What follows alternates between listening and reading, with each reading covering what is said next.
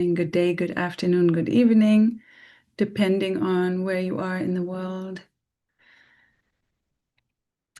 Welcome. Let's see when this is live. Welcome. Today we're going to talk about how to go from bitterness to success. We're going to talk about the purpose of bitterness and how to overcome it. And thanks for having your cameras on, everyone. That's so nice to see all your faces. Some weeks are just very different than others. Last week, there were barely any cameras on, and this week there's a lot of cameras on. So thank you. That always makes me feel a lot more in the community, I guess. So great. I'm so excited to have you here. Bitterness, we're talking about how that's connected to your soul path and how it's connected to your health, your youth, your flow, and of course, your success. And we're also going to have a live transformation session today. So I'm going to feel into if any of you want to do come on camera and have a transformation. And we're also going to have a giveaway today. So it's a very exciting episode. So just so in case you're wondering what this is, I have a chin bruise because I'm back to training jiu-jitsu. So that you don't have to wonder about my chin because I look at it all the time. So let's jump right in.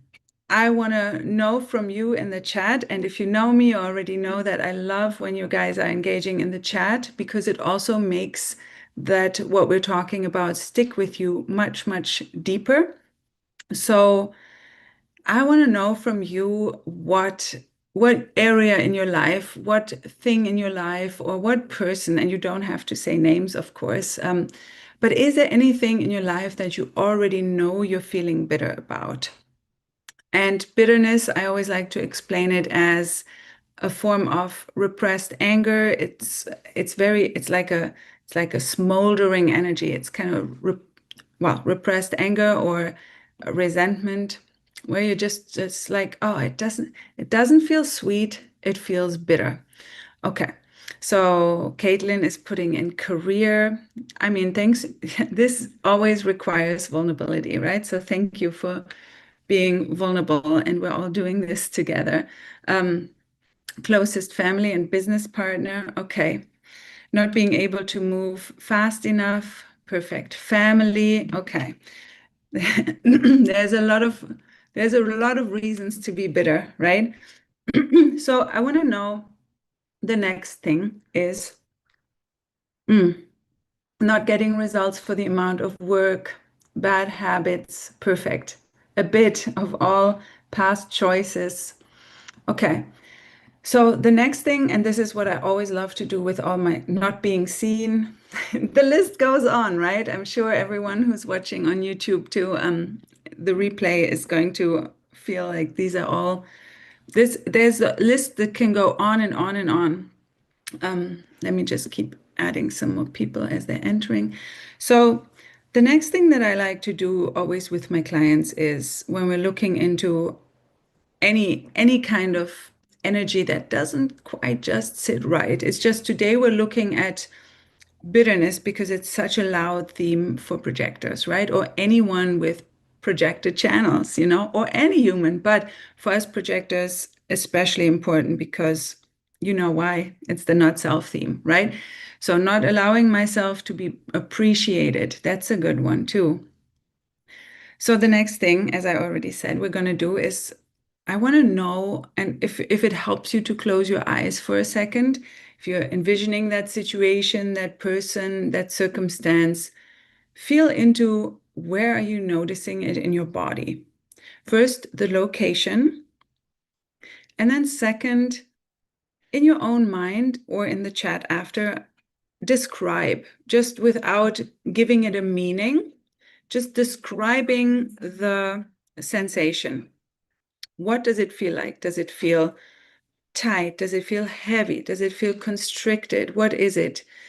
And just noticing it for yourself so that you know where it lives in the body.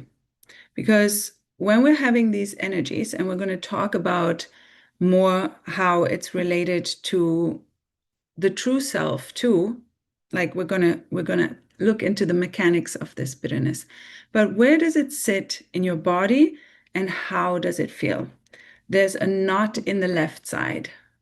Okay, where in the left side? It would help you to be even more specific with it because then you already have some clues, right? The knot in the left side is there's some kind of pipe block in your feminine side. The left side is the feminine, the receiving side, right? Heavy constricted heart or solar plexus. Okay.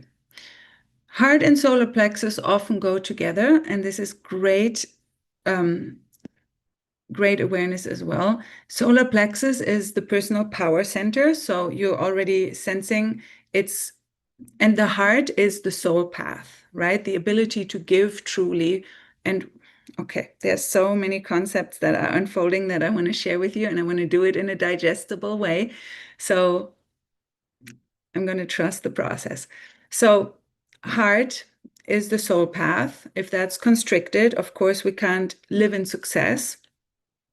And solar plexus is personal power. They often go together, right? So that's a good clue for you. Strong tension in my upper arms, constriction. Okay, that's also really interesting because the upper arms, they are, well, the arms in general, they are the ability to unconditionally give and the ability to have and pull strength from your soul. So those are good clues for you too.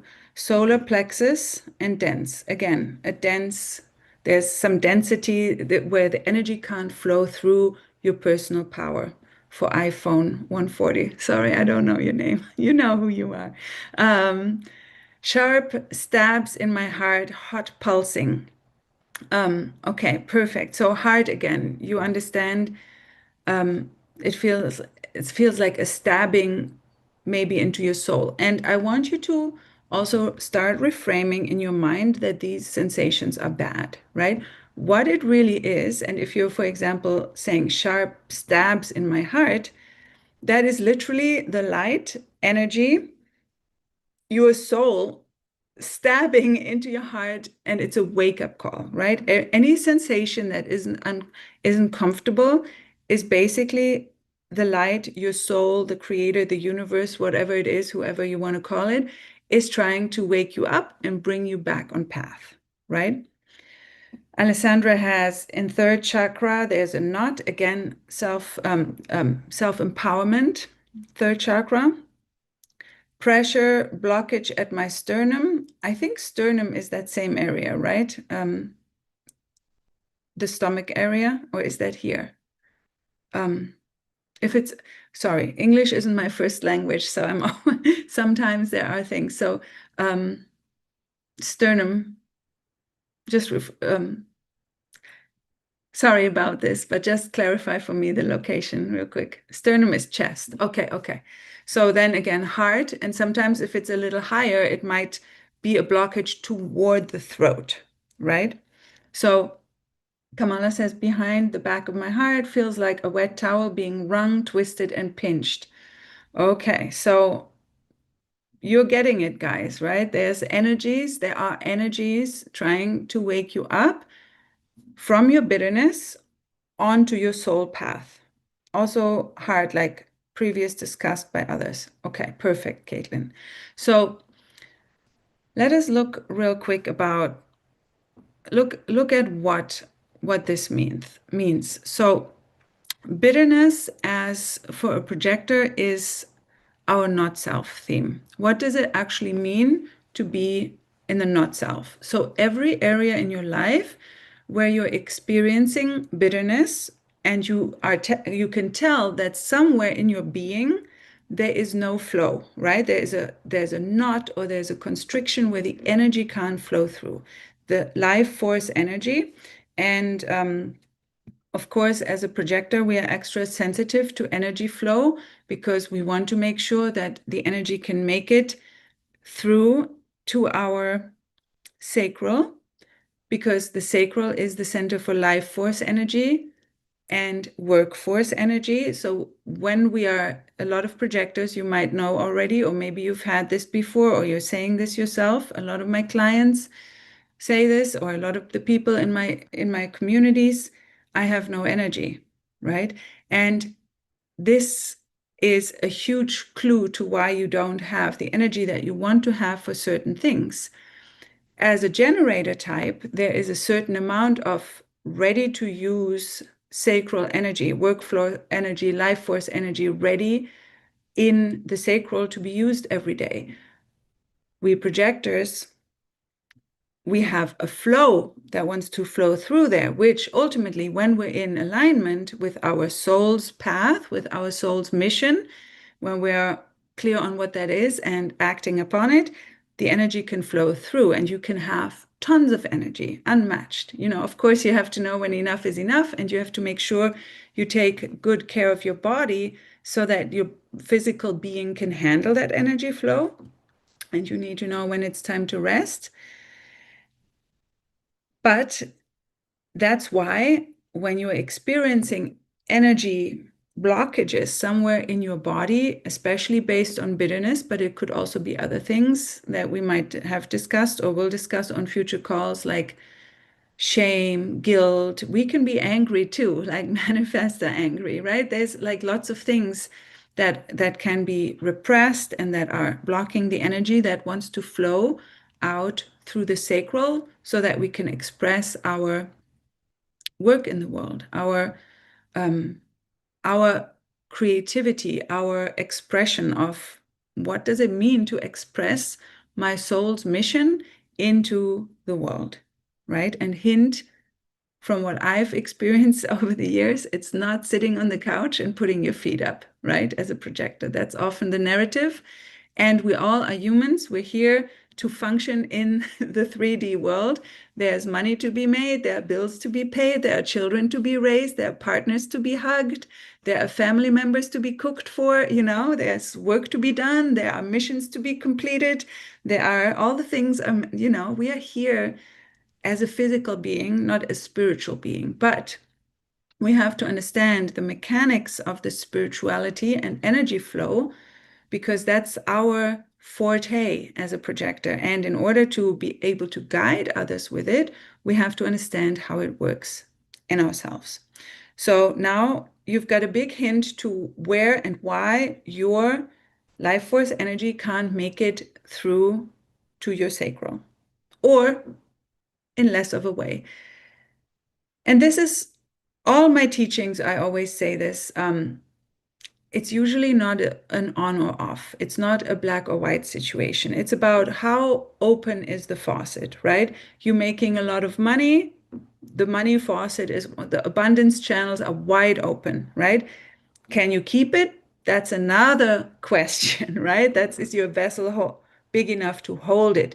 But you're experiencing a lot of love, a lot of harmony in your relationship and partnerships. Those channels are wide open. There's no bitterness there. There's no not self reality there.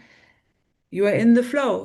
There's a lot of openness. I reflect on that often when it goes really well with my children and raising my children, right? It's like, okay, I'm probably tapped into my soul's path there, right?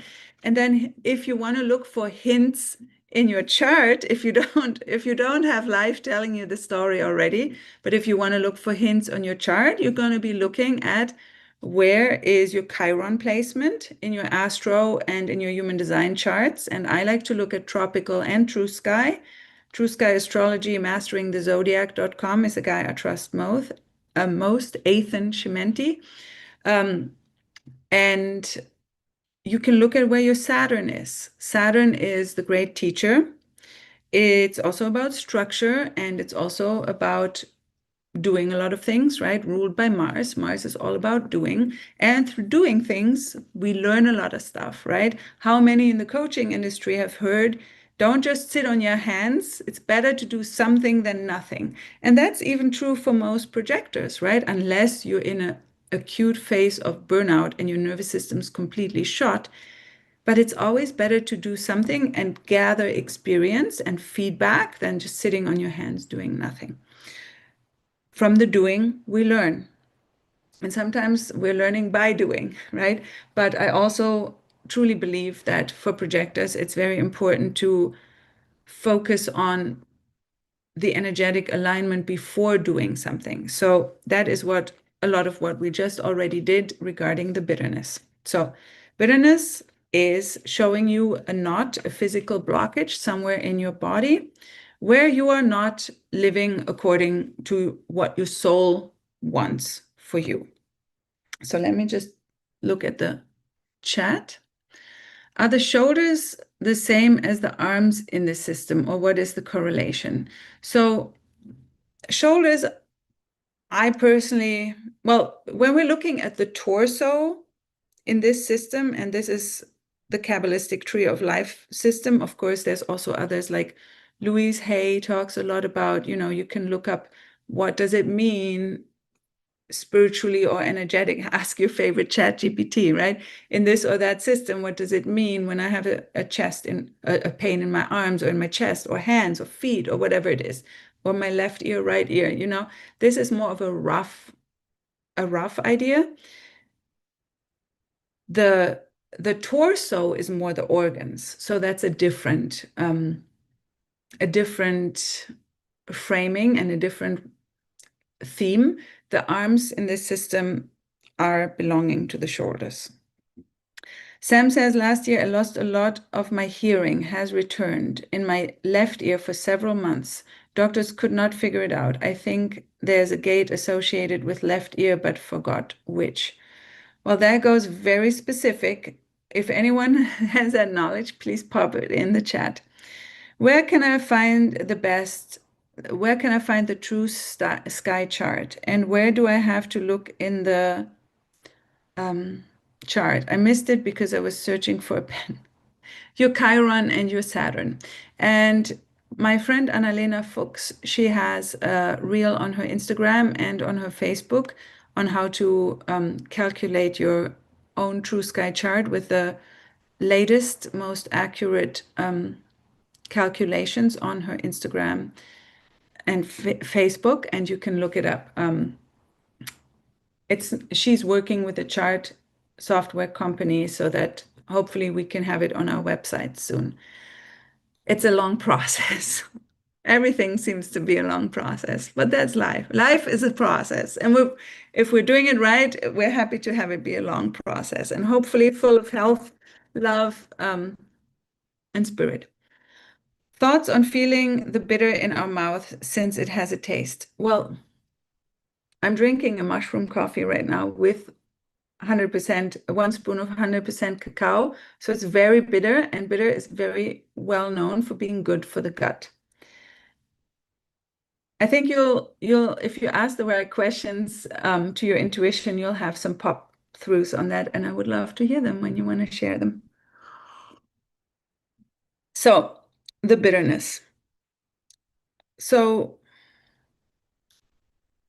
bitterness as a sign of an area of life where you are not aligned with your soul path. And success, the opposite, being a sign of where you are in line or living the mission of your soul. So now let's get to the happier side of things. Tell me an area of your life or a person that you feel truly successful with. Well, person, it would be probably more of a relationship, right? It could be a friendship, a family, a romantic partnership, whatever, a business partnership, whatever it is. Tell me an area of your life where you're feeling truly successful. And I also want to know what success means to you.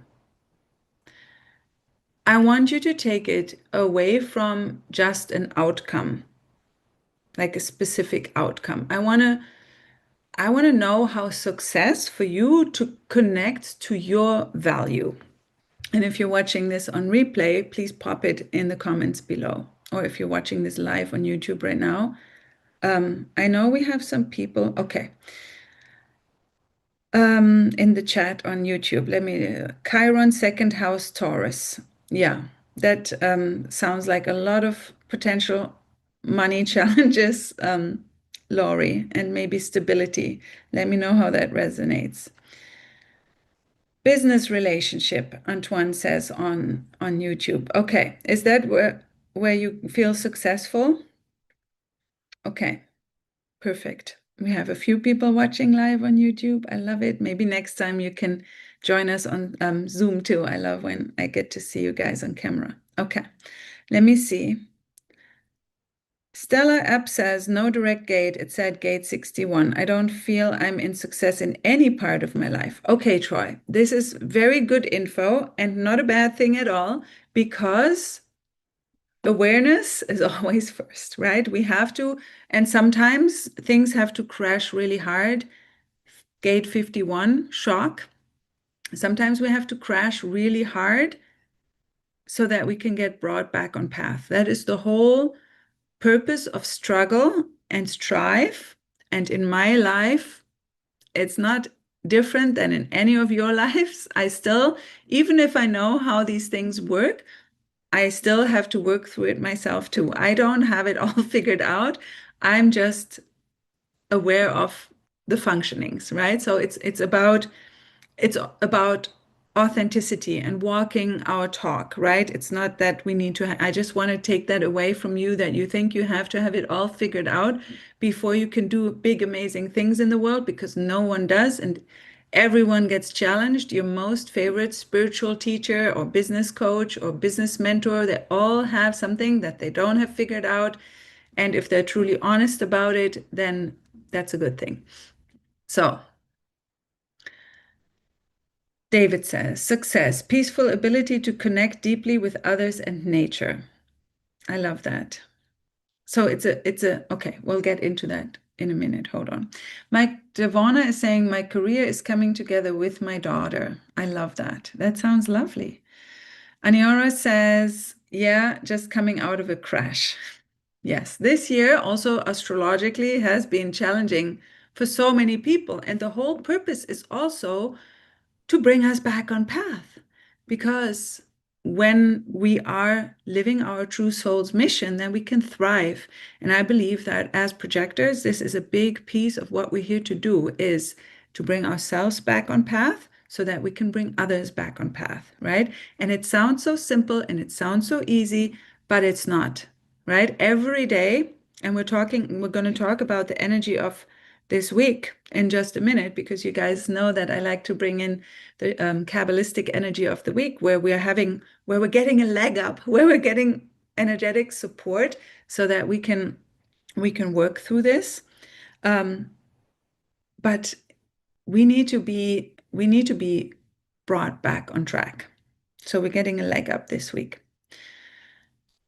David says, currently connecting deeply with nature with only a few key people sporadically. Sometimes that could be very healing and good for the nervous system to take some time off, or not even off, but secluded in your own energy, figuring out what does it actually mean to be me, right? And healing myself. Georgie says, I can see that I'm evolving. I love it. iPhone 140 says, marriage and motherhood channels are wide open and flowing beautifully. I love it. Success to me is being a kind and helpful human, providing support and love as a mother, wife, and in every other relationship. That's very beautiful. Paula says, being able to move freely. Alessandra says, I can't understand if I'm in a crash or victim moment. And not that they have to be different. I personally don't love the word victimhood because it sounds so passive. And yes, sometimes we do get passive, but victimhood is often not something that people choose, right? Some people do, but victimhood, as I like to explain it more, is a state of woundedness where we're acting from our woundedness. So it is the same thing as not living your soul path, because your soul is whole, your soul is happy, your soul is pure, and your soul doesn't need anything. So any area in our life where we are in a victim mentality or victim mode, all it means is we're in our wounded self more. Some people call it the inner child. I don't think there's anything wrong with the inner child either, unless we're acting from a wounded inner child. And all that means is that that's an area in your life, in our life, where we're asked to become more whole and more healthy and more healed so that we don't have to act from the woundedness. We don't have to act from the fear, from the doubt, whatever it is, right? So personally, I haven't crossed the word victimhood out of my vocabulary, but when I explain it, I prefer to explain it through the woundedness, because victimhood, when we're also talking about other people, which we shouldn't do so much, by the way, but when we do, it's always like, oh, that person's such a victim, or that person's so in victimhood. There's often such a flavor of judgment that comes with it, right? And so judging other people is usually not healthy, because judgment means I feel better than, or it could also come from a place of I feel less than. And whenever we're in a place, and I'm saying this with full disclosure, I have those areas in life too. And it's not something that I love to hang out in or something that I choose. It's just then, oh, that's when I'm judging, I'm like, oh, awareness. I'm acting from my own wounding. And that brings me bitterness, right? Here we are closing the loop again. I'm just saying these things from as many angles as possible so that you get the wholest picture. So, and then if you're looking, Alessandra, if you're in a crash or victim moment, the longer, usually victim things aren't moments, right? Victim things are patterns because they are based on our long-term woundedness. In Kabbalah, they call this tikkun, or soul correction. We all come to this soul, and that's what the charts are so great at. They help us see in our charts where are the areas of life that we come with that woundedness. That's why Chiron is called the wounded healer. That's why Saturn is called the great teacher. And then if you're working with an astrologist, not me, then they can help you understand what does it mean when you have this thing and that thing opposing in your chart, or like different kind of challenging angles or beneficial angles. And then they can explain to you your whole tikkun, your whole soul's correction, the thing that you come to this world with to heal, to become whole in, to get on your soul's path with. And so crashes come in the areas where we're hanging out longer and longer in our woundedness, or how some people want to call it, victimhood. But that's the whole waking up purpose of the 51, and everyone has the 51 in their chart. Just I happen to have it in my Mercury, so I feel very natural to talk about it. But the whole purpose of a crash, or the hammer over the head from the universe, is to say, hey, let's not keep going this way because it's not right for you. It's not healthy for you. It's not good for you. And so we're being called back by our crashes. Kamala says, I'm trying to redefine my idea of success. In the past, it's been so tied to financial gain. Okay.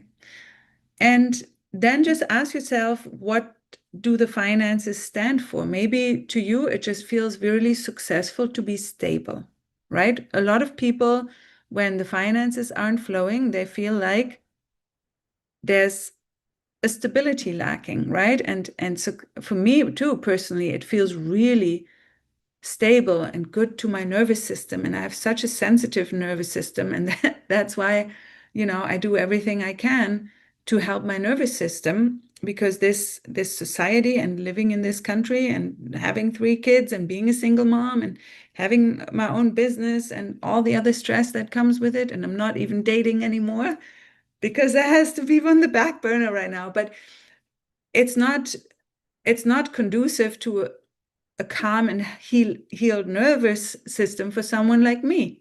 I have a friend, and she said, I'm always feeling pretty grounded and stable. I don't even have a big emotional life. I'm like, I don't even know what that feels like, but good for you, right? So it's just like we have to do what we can so that we can have this stability. And if that is what feels like success to you, then what you want to if that, I'm just assuming, but answer this question for yourself, Kamala, is um, what does the financial gain stand for me as a value? And then how can I establish that in myself first, right? How can I establish, let's say it is stability, how can I establish that level of stability? And usually, spoiler alert, the answer is always our connection with the spiritual, right? We need to be able to trust that we are stable because we have a solid connection with our soul or our creator or our universe or our spirit guides, whatever you want to call it,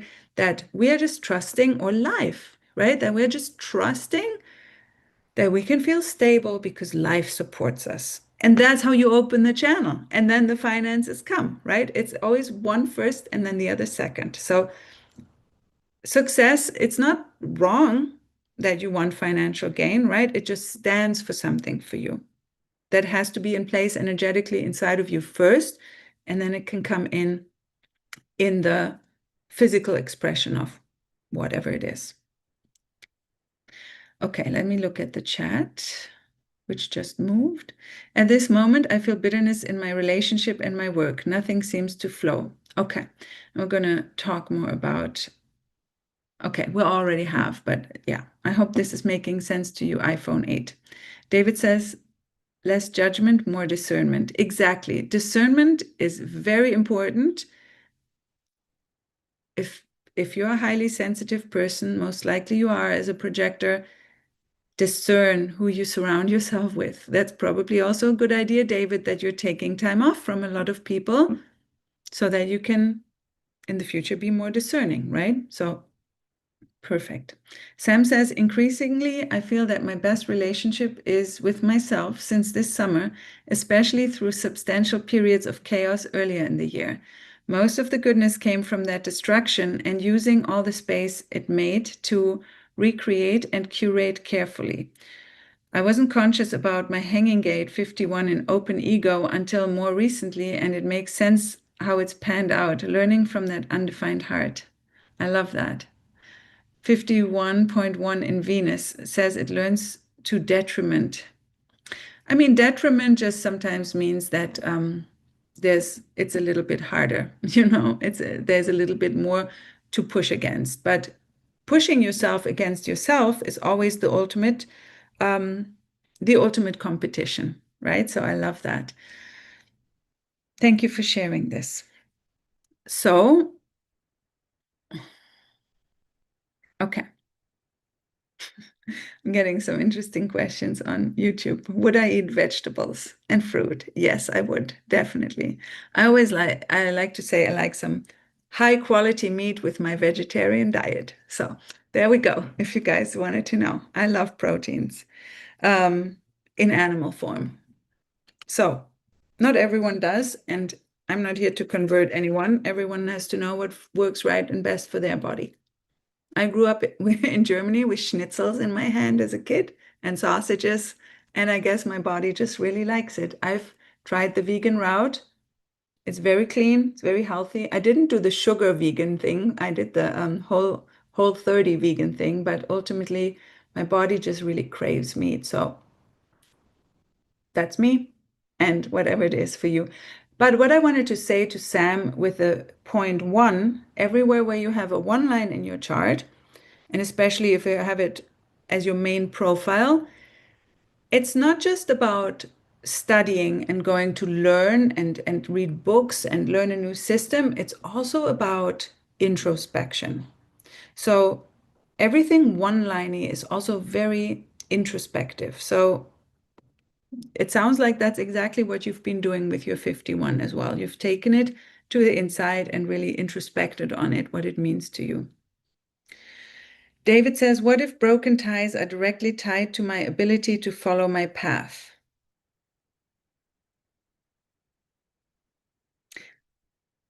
Yes, oftentimes that's exactly how it works. I was reflecting on this after, and I hope I understand your question correctly. I was listening to the radio after I dropped the kids off at school, and there's a song, I think it's, what's her name? It might come to me. Um, Doja, no, it's not Doja Cat, it's the other one. Um, something, something, are you the one who's going to break my heart? I think it's a girl from the UK. If you know what song I'm talking about, let me know. It might come to me again. But then I was reflecting on when I met my last partner, the father of my toddler. Throughout the whole time, I always had the sense he's going to break my heart. And now that I'm 1.5 hours, 1.5 hours, 1.5 years post breakup, I've reflected a lot on the relationship and on my growth and the healing, of course. And I was reflecting on, hey, if I always knew this guy was going to break my heart, and ultimately I broke his, but it didn't matter because but what does it mean when somebody breaks your heart, right? Coming back to what we are looking at again before, feeling where's the bitterness in your body? And one of you at least said it feels like a stabbing in the heart. Breaking someone's heart, what does that really mean? It's really about someone who breaks your heart, helps you break it open. And really, what my ex was for, and I guess the soul contract that we have, and now we have an evolving friendship that feels very nice and supportive. Um, it's about he helped me get back onto my soul path. He broke my heart open, and it was not fun, it was not easy, and it wasn't always um, I haven't gone through sugar licking, let's just say, the last 9 years of my life, and I'm grateful and happy that I've maintained mostly a positive um, a positive outlook on life throughout of it. But there have been very, very dark times, and I know I might not look like that oftentimes, but it's been a very hard last 9 years, and I'm getting emotional now, but I'm not worried about crying on camera. I'm just more worried about I can't talk when I cry. So it really has brought me back to my power, and power is not a thing either that's on or off, usually, right?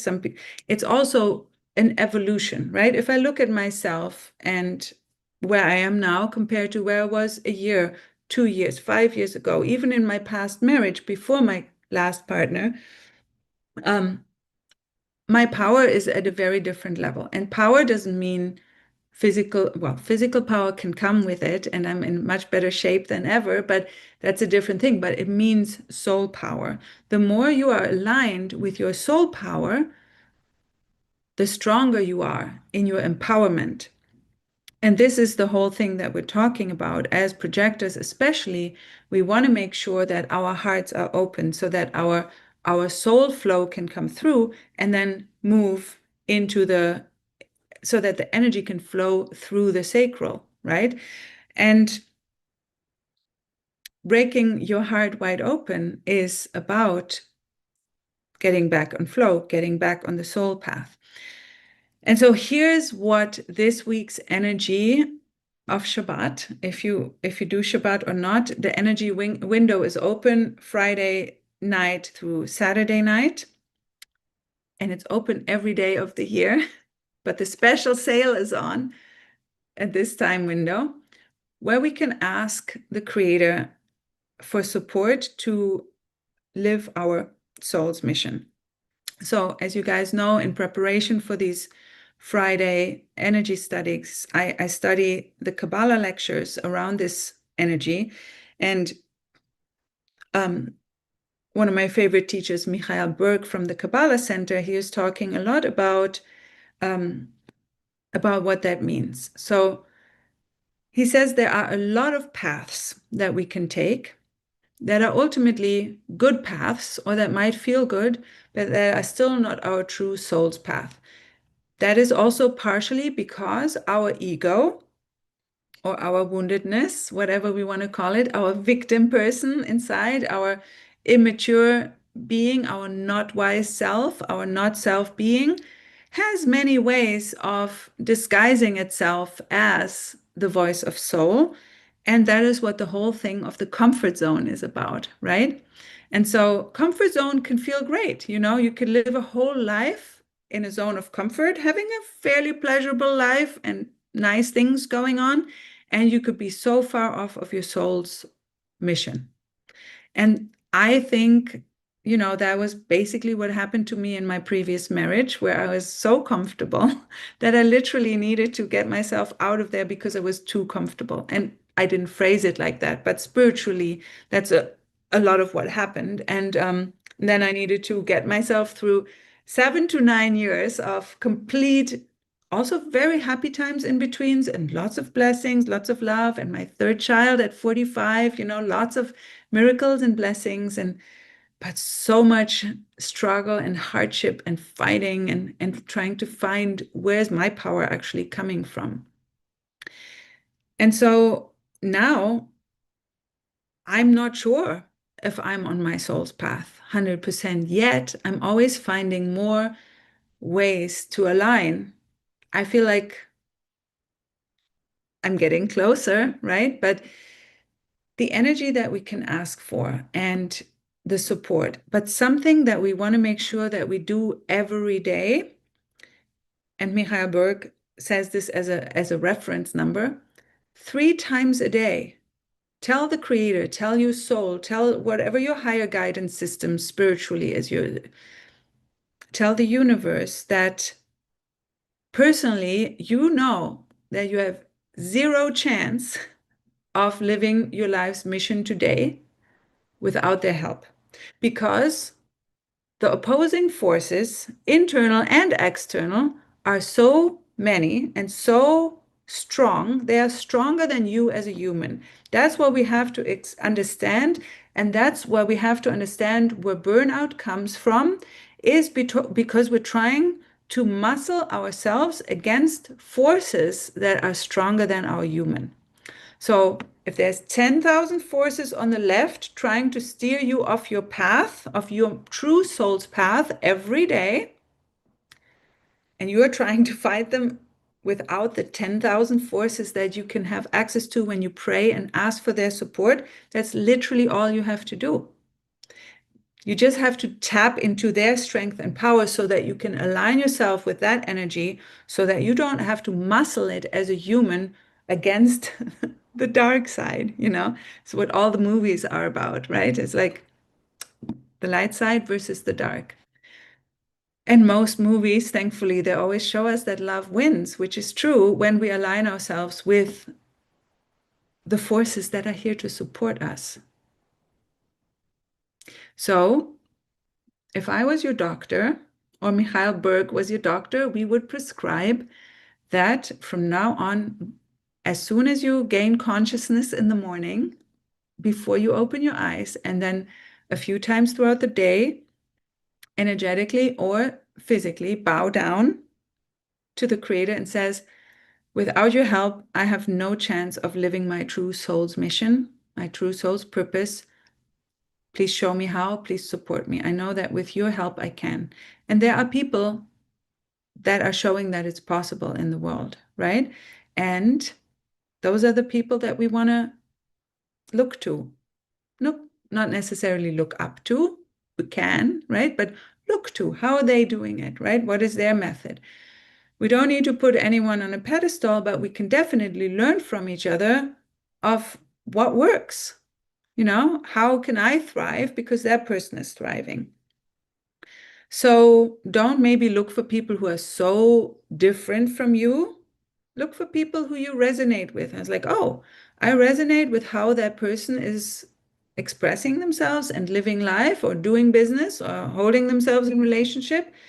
And I want to look to them how they do things because that feels like I could do it too. That feels true to me, right? But most importantly, and in many of my courses, or when I work with private clients or with whoever, this is one of the first things is what we do is establish or reestablish the spiritual connection.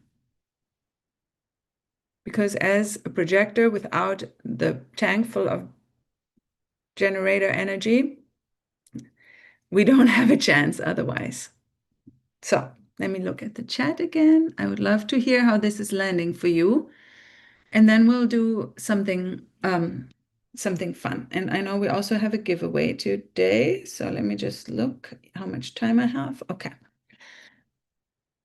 1+ years investment into my soul's purpose, conflict with a fellow projector that I need to stand up to in order to do that, at the risk of losing all that process. If you lose physical process, that's just because it's not in alignment and you're never losing the spiritual progress. But that evolution can leave others behind who refuse to follow. Yes, but ultimately, we're here to live our own soul's purpose, right? We can't drag anyone along who's not ready. We live by example, by embodiment, and that is always the best option. Aniora says, same in my job, was so comfortable but not aligned with my purpose, and easy to present yourself as a teacher rather than a business coach, astrologer, and energy worker. Now we're getting somewhere with your stuff. I love it. So what I would love to do now is I would like to say one more sentence about this soul path thing, and then I would love to, if you want to raise your hand to go through a transformation or a coaching process and be on camera for it, then let's do it. And the giveaway I'm going to talk about right after. So, because then it'll make more sense. So bitterness, what I wanted to say, bitterness, and raise your hand if you can on the digital Zoom if you want to be workshopped. Bitterness is not about any other person, it's always about you, right? And the important thing to realize is energetically, as a projector, energetically, you are such a strong person. You are such a strong energetic entity that when you have bitterness, when you have resentment, that you are holding within yourself. And that's why they always say forgiveness is not for the other person, it's for you, right? Because energy travels through the air. That's why it's also really important to speak out loud what you want. Because when you're not speaking out loud what you want, it is a sign of you hiding your desires and maybe feeling that you're not worth having them, right? So if you want to make a lot of money, speak it into the universe. Tell people, right? So energy travels through the air, and the resentment that you're holding, which we identified where it sits in your body, you can tell that that's a frequency that also travels through the air. And if you're holding that resentment against a person, you're sending energetically that energy to them through the air, which is the opposite of unconditional giving of kindness. So it behooves you and me and everyone that we let go of our bitterness, and so that positive energy travels through the air all around us, from us into space and to all the people, because that's where people are going to feel it first. That's how people are going to find you if you're an entrepreneur. That's how people are finding you, energetically first, and then they're going to see your Instagram post. That's how it works. So success is an indicator that you're on your soul path.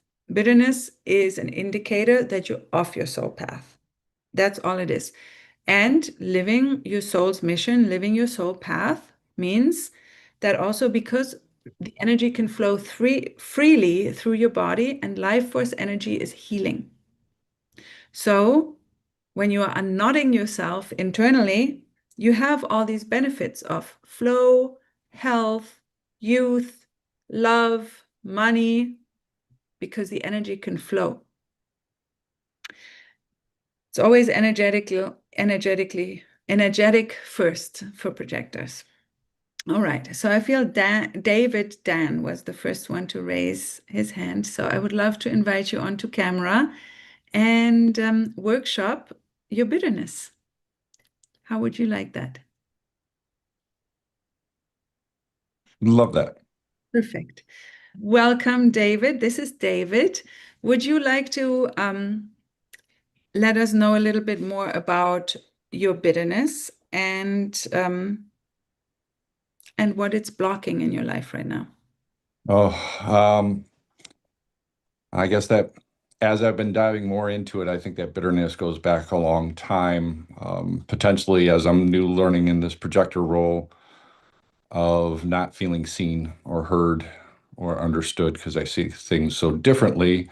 And I just go around telling everybody how I see it. Nobody listens. And I felt bitter throughout that um, journey of that. And I'm just learning now more that I really need to be more in alignment with myself before I can actually do that, and or I need that invitation to be able to actually give that effectively, which is pretty new information to me. Beautiful. When did you start getting into human design or find out that you're a projector? Uh, 2 months. I've been diving more into gene keys over the past year. I've dove pretty deep into gene keys over the past year, but human design's pretty new. Beautiful. I love it. So you're knee deep into the exploration phase, it sounds like. So are you open to me asking you a few questions? I am. Perfect. So what I'm hearing is that there's a long-term pattern of you feeling not seen, heard, or understood, and that people aren't listening, and that now you're understanding that you might need to wait for these invitations. So the first thing that came through is what is, if anything, what is the reason that makes you feel like you have to speak? And this is just an extreme example, but of course we can speak without an invitation, right? But in those cases of when you're not feeling seen, heard, or understood, what made you say things without an invitation? What is the common theme there? I've done a lot of, well, I've worn a lot of hats throughout my life.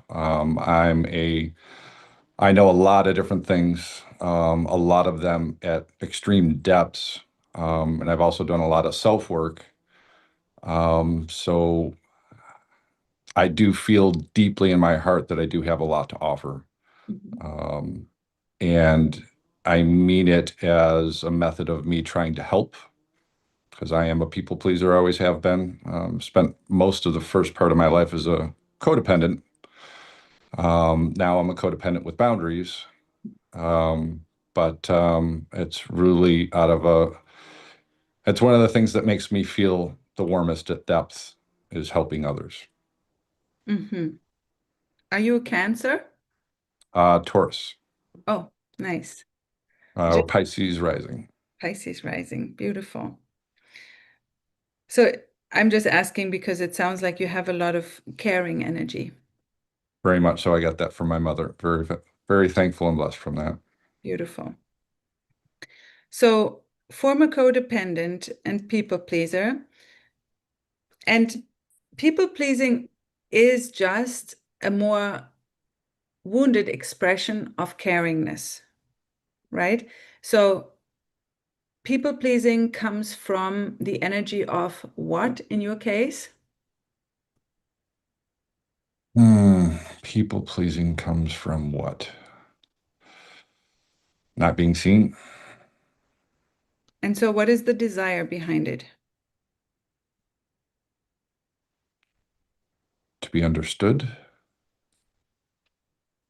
And what helps you? What is good for you about being understood? What does that lead to? Acceptance. You want to be accepted by which people? Oh, I'm greedy, everybody.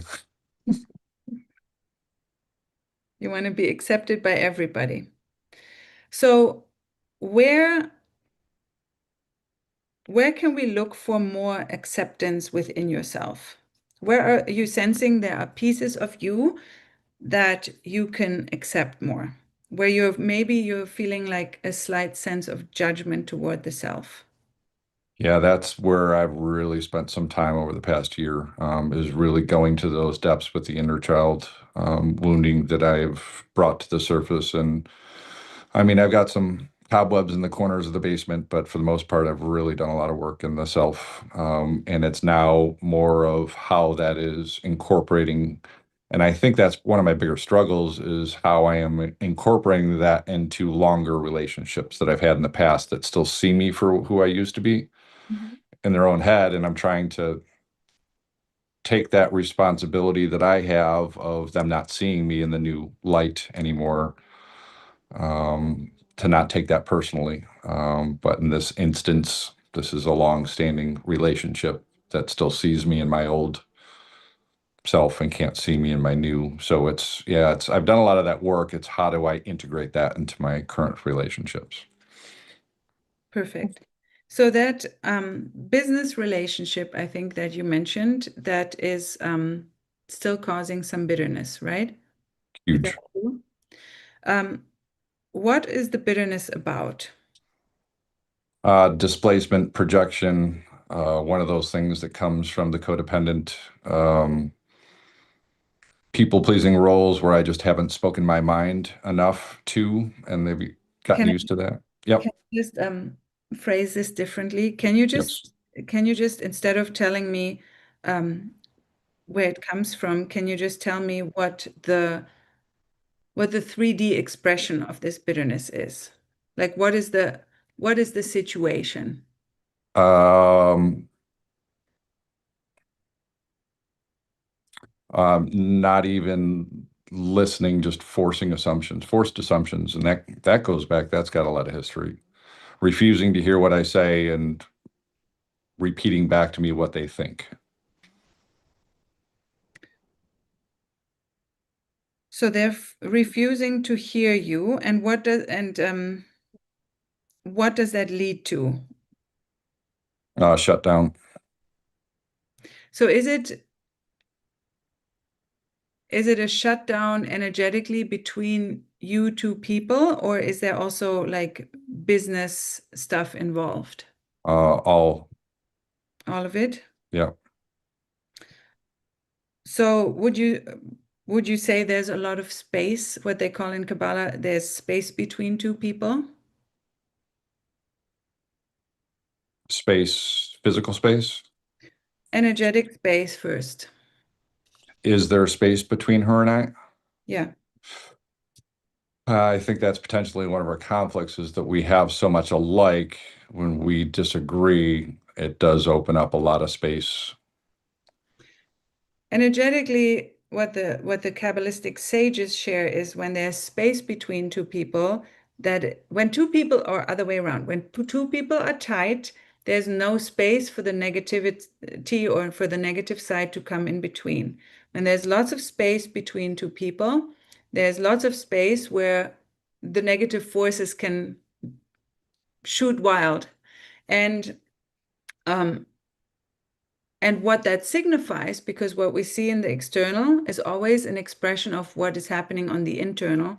So when there's a lot of space or when there's space between you and another person, what we're really wanting to look for is where is that space within you where you are not feeling whole yet.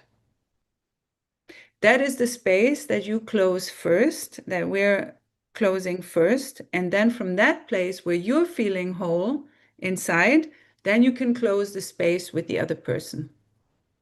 Sometimes that's not even needed anymore because it might already, the only purpose of that space between the two people and that strife or struggle going on in the 3D right now in your life with that other person is to point a finger of, okay, there's space between you and another person that is pointing to wanting to show you that there's a space within you where you're not feeling connected and close to yourself. So with your intuition, what do you feel that could be?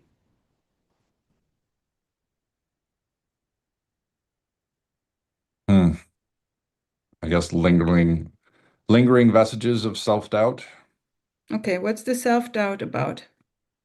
Um, I really taken a big bite into a very, very, very large project that I think at depth I struggle to know that I can do all of it. It's developing a community and doing a lot of the work myself on 10 acres. I mean, it's a very, very, very large project that I really can't do by myself. I thought I'd have a team by now, and it just has, I've had pieces, and I guess this conflict has driven a few of those people away because it's been bubbling for a while. Yes, that makes a lot of sense. So, what we really want to find is, what are you judging yourself for? What am I judging myself for?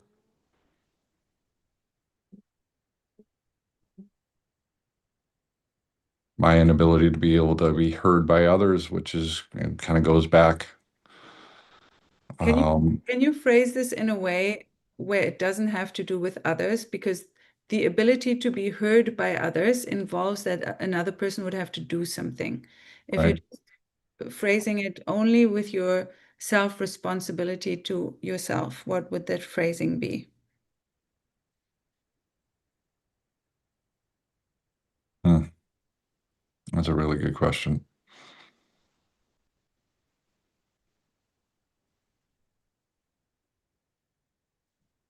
I mean, it's still something to my voice. What about your voice?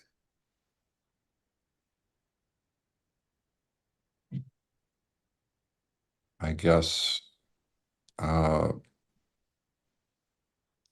still hesitant, and I guess there's a bit in there as well as I'm also afraid of the divine masculine that I am finding, and how that affects others. And there's a very specific instance with this one, but yeah, I've been afraid of my masculine to make sure that it's safe, divine, and not toxic. It's a very big concern for me. So is it about being afraid of affecting others negatively through your voice? Yeah, So what are you not currently trusting yourself with yet? that power that I feel. What would it take for you to trust your power? Hmm. What would it take for me to trust that power?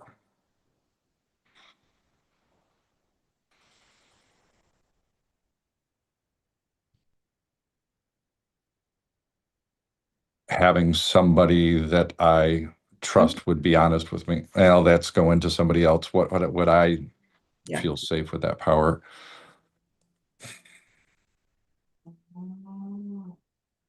Hmm. Well, not using it isn't working out too well. What do you have to trust yourself with? Your own power. With great power comes great responsibility. Yeah, I have to trust myself. With what?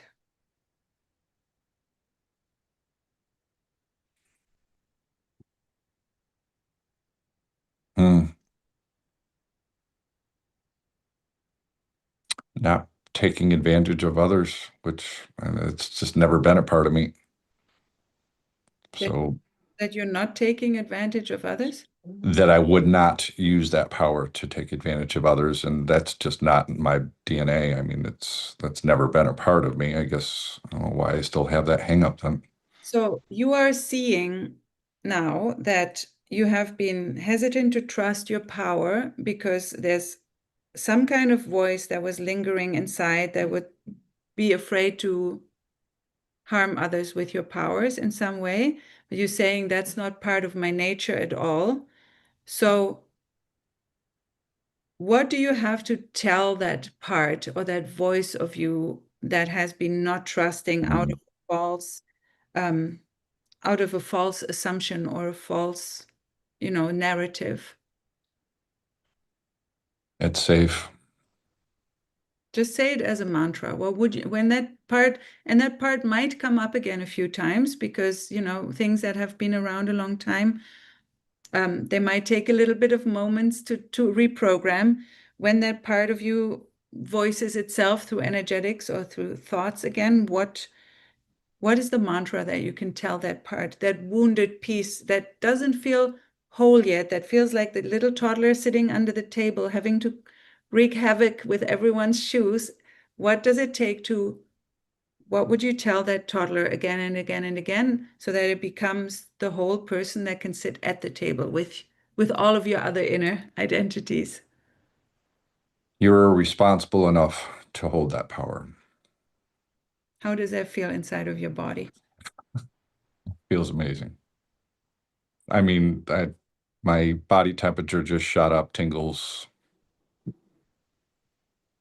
That's the work. flow.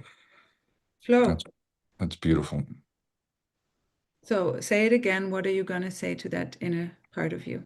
I have the responsibility to hold this power. And how does it feel from this space to interact with the person that you've been holding this grudge with?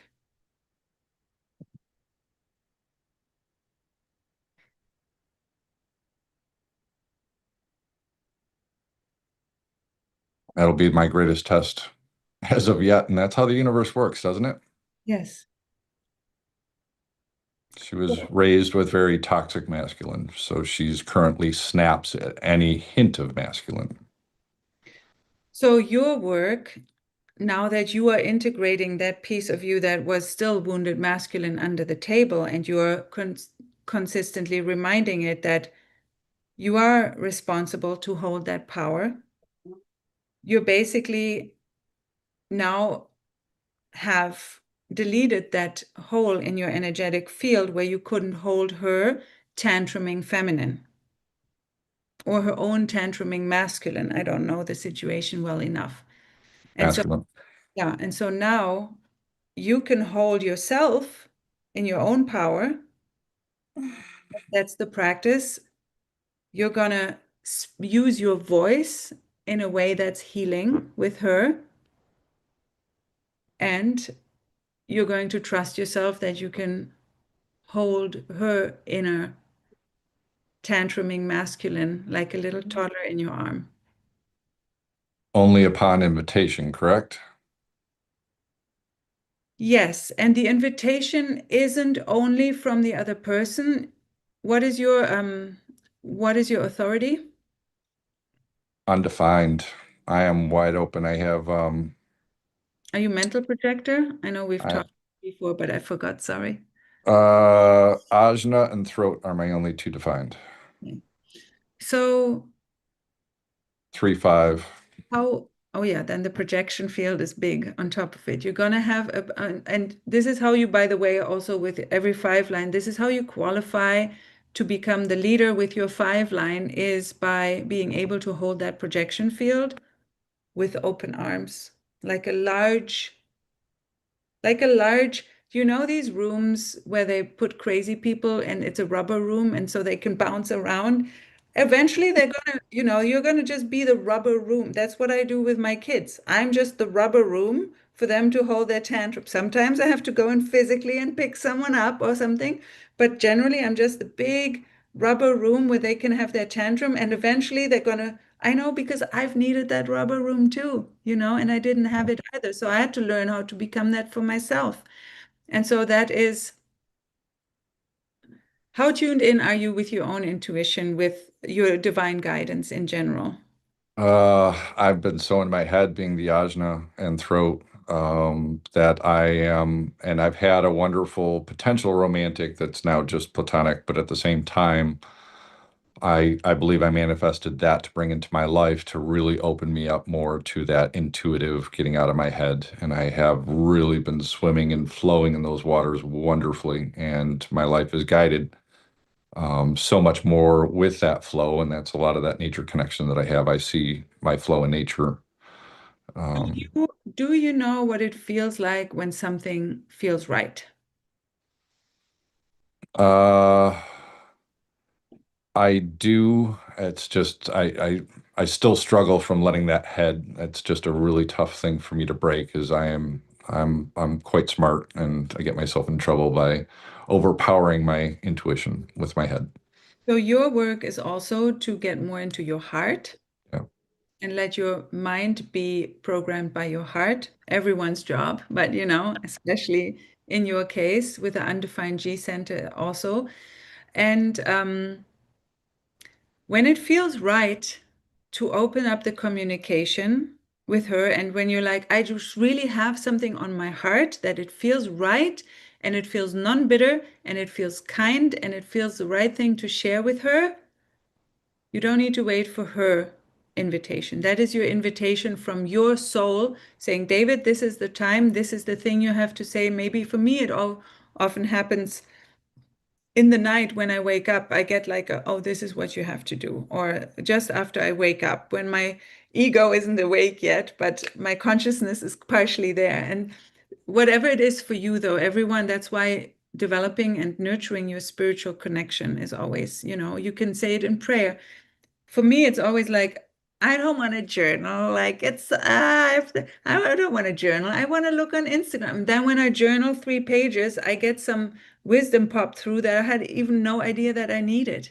Right. So whatever that is for you, when you feel like for a few days, you sit with it and be like, gosh darn it, I still feel like that is on my heart to really, I have to have that conversation with her. Right. And brave and courageous, right? And with love, with kindness, making sure that it feels like you're coming from a giving space. And then you don't have to wait for her, but you can ask permission and you say, hey, can we talk? I would really love to. And she will feel your masculine softness, right?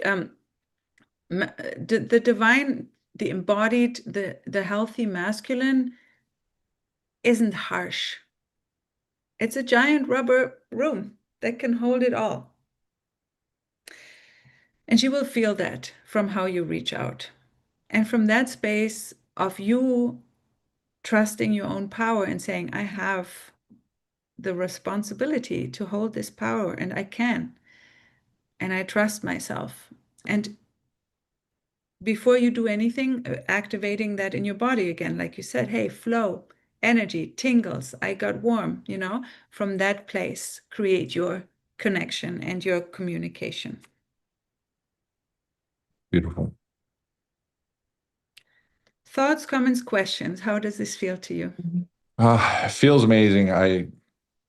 I know that's the case. I do a lot of journaling, and in that sense, it's my responses that I'll go through and type into notes and then refine and sit with. And even if I get it off my chest, I can sleep without sending it. And I've chosen very carefully and spent 5 days on being that warm, divine that needed to say the things that I did say in that letter, and she hasn't read it yet, and I don't think she will. And it really comes down to a lot of decisions that need to be made, whether this is going to be a continuing relationship or not, and it's not looking like it can.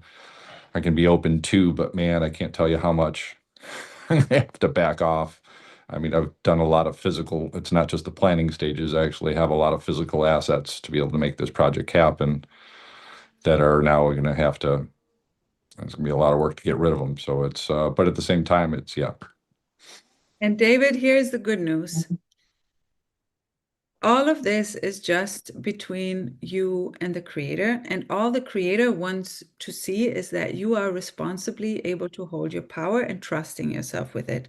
You have done the hard work now. And by continuing to do this, you are continuing to do the work that's required of you.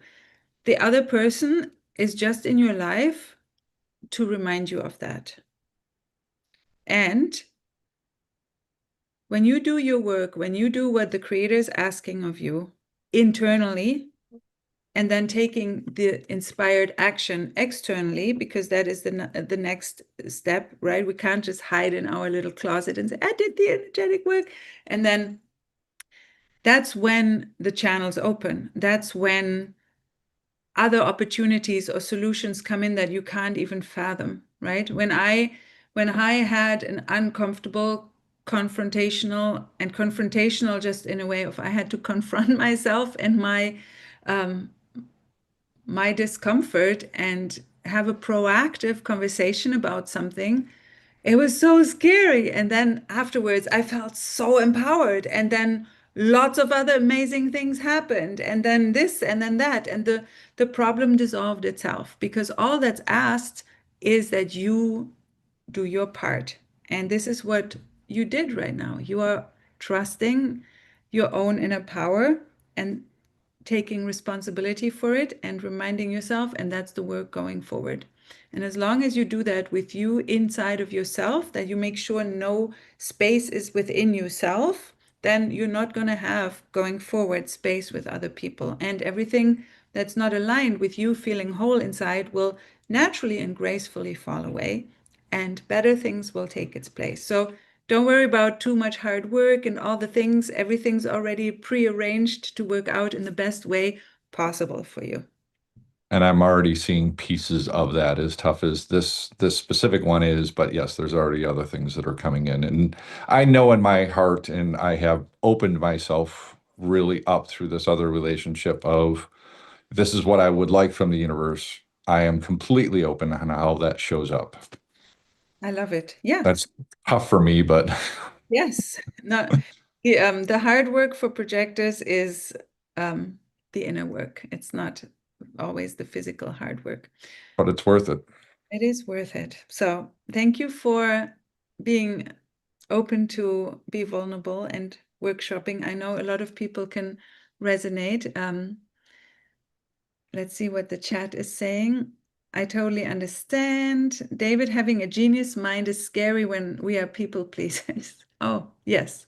So we are giving sharp tools and weapons, and our work is to learn how to, like you said, use them in a way where we trust ourselves not to do damage with them. And then we can use all of these beautiful gifts and blessings that we have, right? And also not to be self-destructive. That's the first person that we have to be mindful of, because when you're not owning your power, David, you are self-destructing. Everyone, not just you. I'm just looking at you because we just talked, right?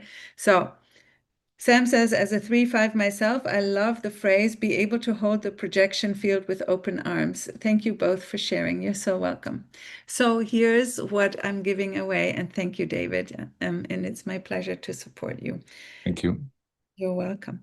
Here's what the giveaway is all about. And I wanted you to know what it is first. I am giving away one of these transformational sessions with me, where we're going to bring you back into your personal power, and where we're going to workshop through, and now you see how it works, and how you enter. So this is literally the work that I do with my private clients. Yes, we do strategy, and yes, we do other things too, but this is literally where my clients are seeing the most changes in their lives and in their businesses and in the results that they're getting, whatever area of life.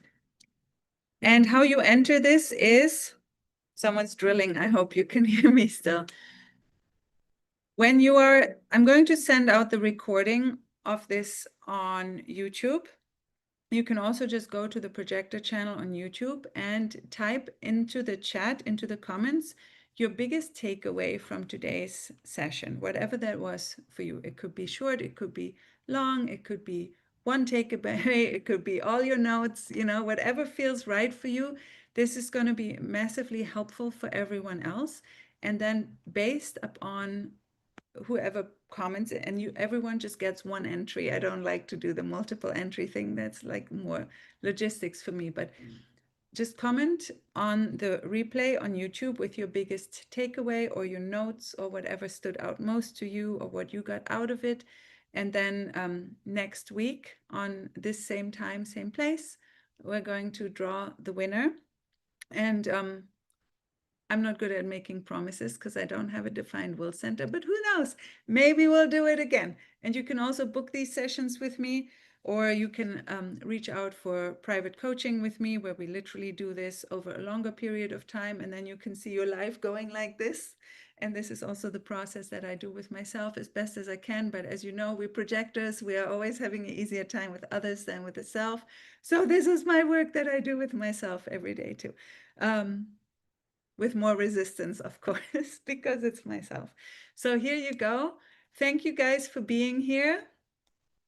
Ashley says your vulnerability and self-reflection is the deepest sign of healthy masculinity. Oh my gosh, that is so beautiful.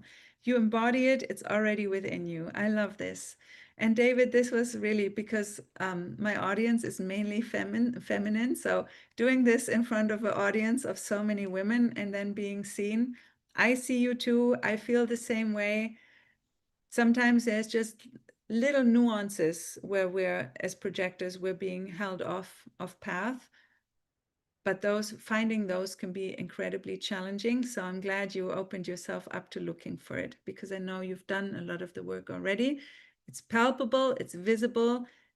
Let's all send a lot of love and blessing to David and his life and situation. May it dissolve in the most peaceful, wonderful way.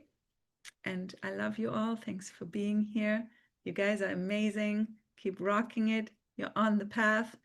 Comment on the replay with your biggest takeaways. And I'll see you again next week. Same Zoom link, same time. Happy weekend. Shabbat Shalom. Go, David, go. Thank you all to Alexandra for hosting. Yes, you're welcome.